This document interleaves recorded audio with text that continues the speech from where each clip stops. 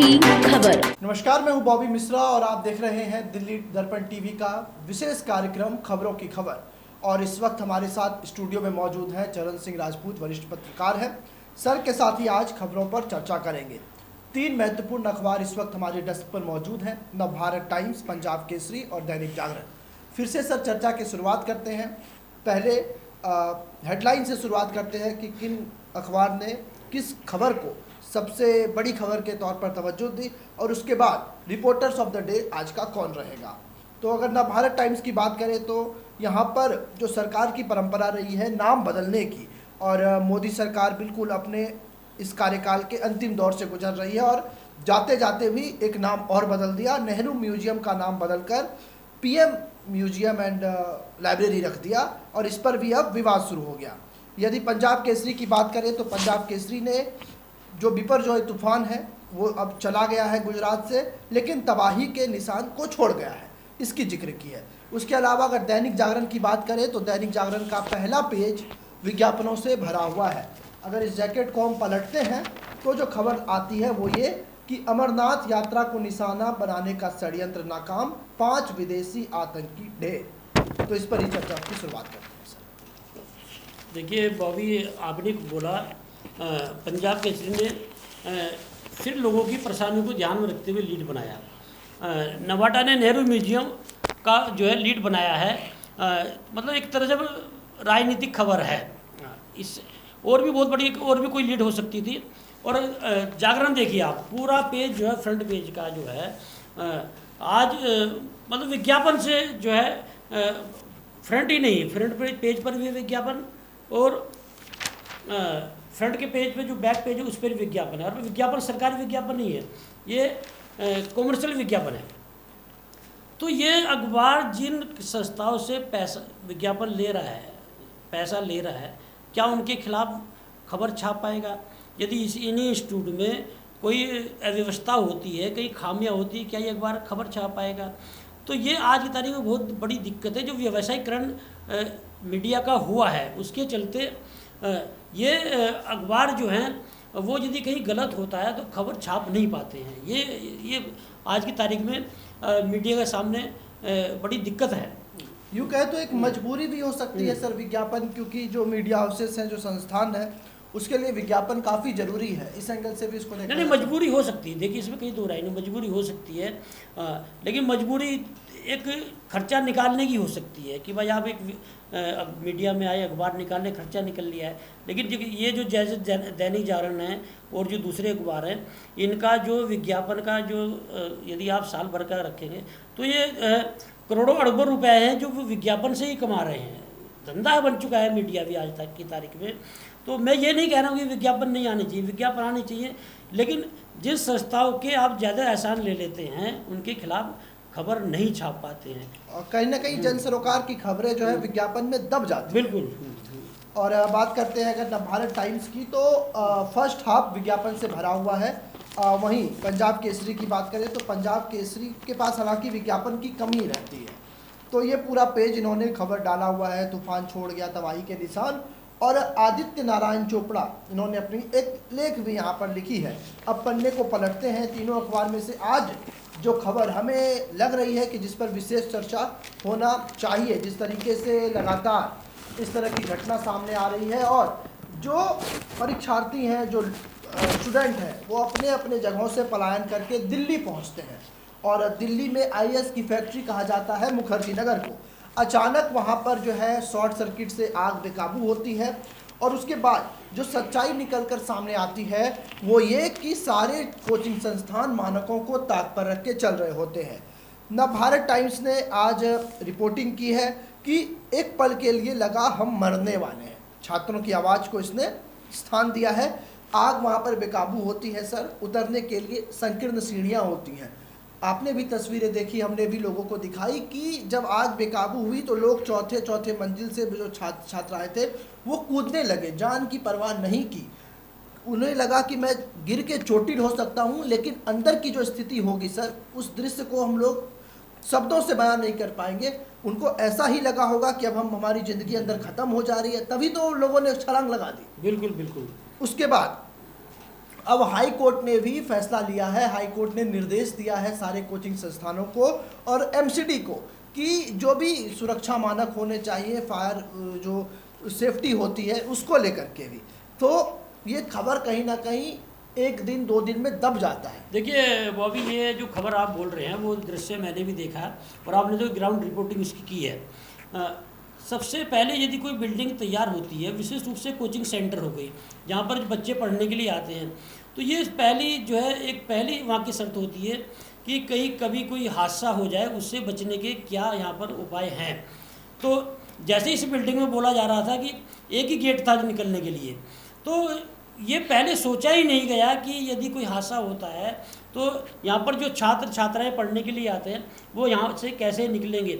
मतलब ये जो जितने भी इंस्टीट्यूट हैं इन्हें मतलब जो है पैसा कमाने से, फिर वहीं बात आ जाती है कि ये जो व्यवसायीकरण चला हर चीज़ का, जो कमर्शियल इस समय एक माहौल बना है कि बच्चे आए पढ़ने के लिए, मोटी फीस वसूलेंगे उनसे, उन्हें क्या सुविधा देनी है, क्या उनके लिए कोई खतरा ना वहाँ पर पैदा हो जाए, इससे कोई मतलब नहीं है। मुखर्जी नगर जी में ये पहला मामला नहीं है, यहाँ अक्सर इस तरह की बात हादसे होते रहते हैं।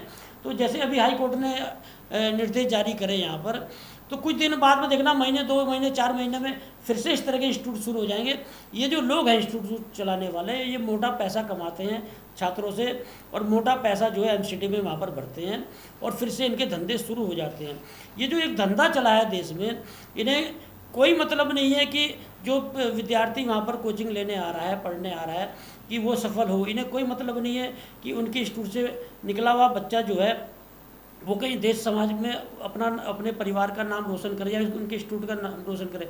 उनका महीने में ये होता है कि महीने में हमारे पास पैसा कितना आ रहा है। तो ये जो इंस्टीट्यूट चले हैं इस समय, जो धंधा इस समय बना हुआ है, तो ये इनमें सबसे बड़ी प्राथमिकता जो वहाँ का शासन प्रशासन है, सबसे पहले ये देखे कि वहाँ पर जो पढ़ाई हो रही है वहाँ किस तरह की है, वहाँ का माहौल कैसा है, वहाँ जिस बिल्डिंग में वो लोग पढ़ रहे हैं कि उस बिल्डिंग में कहीं कोई हादसा हो जाए तो कोई वहाँ पर हादसे में वहाँ के छात्र छात्राओं को निकलने का भी कोई रास्ता है। तो करते क्या है अधिकारी को कोई मतलब नहीं, पैसा मिल जाता है वापस हो जाते हैं। तो इस पूरे खबर पर उसने जिक्र किया है और जो खबर लिखी है अश्वनी शर्मा ने, वो ये कि घटना के बाद कोचिंग संस्थान बंद हो गए, लेकिन जो बच्चे फीस भरे हैं वो फीस उन्हें वापस होगा या नहीं, बच्चों से छात्र छात्राओं से जुड़ी हुई इन्होंने ये बड़ी खबर लिखी है सर। फीस वापस होगी नहीं होगी वो अलग मामला है, लेकिन उनके भविष्य का क्या होगा। देखिए सबसे बड़ी बात ये, यदि वो इंस्टीट्यूट बंद हो जाते हैं, जो बच्चे विभिन्न जो है कंपटीशन की तैयारी वहाँ पर कर रहे थे, तो उन बच्चों का भविष्य का क्या होगा। उन्होंने फीस तो वापस कर देंगे, लेकिन जो उनका भविष्य उनका क्या होगा। ये चीज़ें भी जो हैं वहाँ जो चाहे वो हाई कोर्ट हो या एमसीडी हो या दूसरे अधिकारी हो, उन्हें सोचना चाहिए। इसकी एक व्यवस्था, एक वैकल्पिक व्यवस्था ये होनी चाहिए कि जो लोग इंस्टीट्यूट चला रहे थे, इन बच्चों की पढ़ाई प्रभावित ना हो, कि कहीं और पर व्यवस्था करी जाए और बिल्डिंग दी जाए और उन बच्चों की जो है वो पढ़ाई रेगुलर रूप से चलती रहे। ये व्यवस्था दिल्ली हाई कोर्ट को भी करनी चाहिए, एमसीडी को भी करनी चाहिए और जो दूसरे अधिकारी उन्हें भी इस तरह के प्रयास करने चाहिए। जब मैं मौके पर गया, लोगों से बातचीत की, तो एक घमंड सा है यहाँ पर पढ़ाने वाले लोगों को और इंस्टीट्यूशन संस्थानों को कि हम आईएएस आईपीएस पैदा करते हैं, हम वकीलों को पैदा करते हैं, संस्थानों को चलाने वाले जिम्मेदार हम देते हैं, हमें किसका डर। ये बताइए आप, कितने छात्र छात्रा यहाँ पर पढ़ रहे थे। मैं कह रहा हूँ कहीं मत जाइए, इस हादसे की बात कर लेते हैं। ये जो हादसा हुआ है इसमें कितने छात्र छात्राएं थे। 3 बिल्डिंग थी, अगर मानक कहता है कि 150 लोग बैठेंगे, 450 लोग, 450 जो है। लेकिन मैं रुकना चाहूँगा आपको, लेकिन 2000 से ज़्यादा लोग बच्चे वहाँ पर मौजूद थे, मानक को ताक पर रख के क्लास चल रहा था। बताइए 2000 बच्चे ये बोलते हैं कि हम आईएएस आईपीएस वकील जो है वो बना रहे हैं। मुझे ये बताइए कि 2000 छात्र छात्राएं जो हैं इंस्टीट्यूट में थे, कितने इनमें से वकील बनते हैं, कितने आईएएस बनते हैं, कितने आईपीएस बनते हैं। यदि आपने इंस्टीट्यूट चला रखा है तो उसमें से कुछ बच्चे तो निकलेंगे, स्वाभाविक है। मैं कह रहा कोचिंग में नहीं भी लेंगे, ऐसे कितने विद्यार्थी हैं वो बिना कोचिंग के लिए भी आईएएस आईपीएस बनते हैं। तो उन्हें कौन बना रहा है। ये सब धंधेबाज लोग हैं, धंधा चल रहा है। और मैं विद्यार्थियों की बात भी करूंगा, इनमें अधिकतर जो है जो माता पिता हैं वो अपना पेट काट के कर्जा लेकर तरह तरह की पैसे की व्यवस्था करके इनके लिए भेज भेजते हैं। और ये जो इंस्टीट्यूट है इनके भविष्य से भी खिलवाड़ करते हैं और इनकी ज़िंदगी से भी खिलवाड़ करते हैं। ये अच्छी बात है, इस हादसे में कोई छात्र हताहत नहीं हुआ है, कोई किसी की मौत नहीं हुई है, लेकिन जिस तरह का हादसा था कुछ भी हो सकता था। तो एक तरह से इनकी ज़िंदगी से भी ये लोग खिलवाड़ कर रहे हैं। छोटी सी बिल्डिंग है, उसमें इतने बड़े स्तर पर बच्चे जो हैं वो ठूस के उन्हें पढ़ाएंगे। तो यदि आप पैसा ले रहे हैं छात्र छात्राओं से, यदि तो वहाँ पर उनके बैठने की व्यवस्था तो होनी चाहिए वहाँ पर। तो ये मुखर्जी नगर नहीं, जहाँ जहाँ पर भी इंस्टीट्यूट चल रहे हैं वहाँ पर एक सर्वे होना चाहिए सरकार को, और वहाँ पर देखना चाहिए कि कोई हादसा हो जाए तो वहाँ से निकलने का रास्ता है भी या नहीं है, या वहाँ पर जो पढ़ाई चल रही है वो किसी स्तर की चल रही है। जैसे पिछले दिनों अभी बेंगलोर में मामला हुआ था इस तरह का, इंस्टीट्यूट में 12 छात्र छात्राएं उसमें जो है मरे थे। तो कौन लोग जिम्मेदार है इनका? वहाँ भी इस तरह से जो सेम इसी तरह की बिल्डिंग, ये सेम वही दृश्य वहाँ पर था कि बच्चे जो धड़ाधड़ उसमें से गिर रहे हैं, जैसे यहाँ से गिर, और इसमें भी बच्चे जो हैं अपने स्तर से निकले हैं, इन्हें किसी ने निकाला नहीं है। ये भी दुर्भाग्यपूर्ण स्थिति है कि वहाँ के जो आयोजक जो इंस्टीट्यूट चला रहे हैं वो क्या कर रहे थे, उनका बयान तक सामने नहीं आया। मौके पर डीसीपी पहुंचे, उनको तलाश जारी हुई कि आखिर आयोजक कहाँ है, जो संस्था के संचालक है वो कहाँ है। ना तो वो कैमरे के सामने आए, ना वो जिम्मेदार पदाधिकारियों के सामने आए। बताइए आप, इस मामले में केस दर्ज होकर उन्हें जेल भेजना चाहिए नहीं भेजना चाहिए? तो दो लोगों की गिरफ्तारी और तुरंत जमानत, तो उन्हें तुरंत जमानत होगी। छोटे छोटे मामले में आम आदमी का मामला होता है उसे जेल में भेज देते हैं। तो ये जो देश में इस समय चल रहा है कि आपके पास पैसा होना चाहिए, आपके पास पावर होना चाहिए, जो मर्जी करते रहो, कहीं कुछ नहीं बिगड़ रहा है, ये देश के लिए बहुत घातक है। ये जिस तरह के भी इंस्टीट्यूट हैं इन पे शिकंजा कसा जाना बहुत जरूरी है। साफ तौर पर सर, अब थोड़ा सा विश्लेषण इस खबर के अंदर देख लेते हैं। अश्वनी शर्मा ने क्या कुछ लिखा है। उन्होंने एक छात्र के मर्म को लिखा है। वो लिखते हैं, क्या करने आए थे और ये क्या हो गया। ये कहना है बिहार के रहने वाले ब्रिजेश का। वो फरवरी में बिहार से यूपीएससी एग्जाम की तैयारी करने आए थे। आग लगने के दौरान वह भी अंदर मौजूद थे। शोर मचा, पूरे हॉल में धुआं भर गया, सांस लेने में दिक्कत होने लगी, तो वो ऊपर से खिड़की से कूद गए और वो चोटिल हो गए।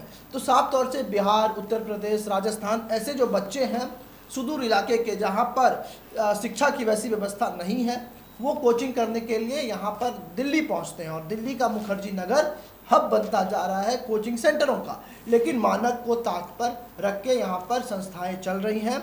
और इसके बाद अब हाई कोर्ट के फैसले के बाद अब ये देखना होगा कि दिल्ली एमसीडी और दिल्ली पुलिस कितना एक्शन लेती है। तो हम अश्वनी शर्मा जी के इस पत्रकारिता को सलाम करते हैं कि उन्होंने किस तरीके से छात्रों की आवाज़ को बुलंद करने की कोशिश की। घटना के 2 दिन के बाद अमूमन सर मीडिया से ऐसी खबरें गायब हो जाती है। बिल्कुल बिल्कुल, ये इसी तरह की यही पत्रकारिता है। देखिए, पत्रकारिता का मतलब ये नहीं कि पॉलिटिकल खबरें आप उठा लेंगे या कोई स्वार्थ की किसी की खबर हो आपको पैसा देकर छपा लेगा, या आप किसी से प्रभावित हो रहे हैं वो खबर छापेंगे। जिससे जनता प्रभावित हो, जिससे आम आदमी का भला हो, वो खबर मानी जाती है। इसमें जो मेहनत की है अश्वनी शर्मा ने, निश्चित रूप से हम इनकी सराहना करते हैं।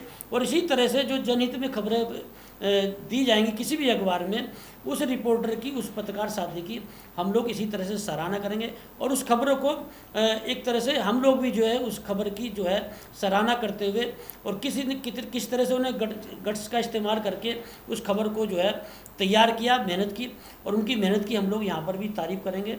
और आगे भी जिस भी अखबार में इस तरह की खबर होगी उस पर हम लोग चर्चा करेंगे। साफ तौर पर यदि आपको भी ऐसा लगता है कि आपकी भी खबर हमारे इस कार्यक्रम का हिस्सा बन सकती है, तो आप हमारे मेल आईडी info.delhidarpan.tv@gmail.com पर अपनी खबर की कटिंग हमें मेल कर सकते हैं। हम भी आपकी खबर को जनता के सामने रखेंगे। आपकी खबरें यदि जनता से सरोकार रखती होगी तो हम उसका भी विश्लेषण अपने इस कार्यक्रम में करेंगे। फिलहाल हमारे इस विशेष कार्यक्रम खबरों की खबर में इतना ही। राजधानी दिल्ली सहित एनसीआर की खबरों के लिए देखते रहिए दिल्ली दर्पण टीवी। लेटेस्ट खबरों के लिए सब्सक्राइब करें हमारा YouTube चैनल या फिर लॉग ऑन करें www.delhidarpantv.com। खबरों की कवरेज और विज्ञापनों के लिए संपर्क करें इस नंबर पर।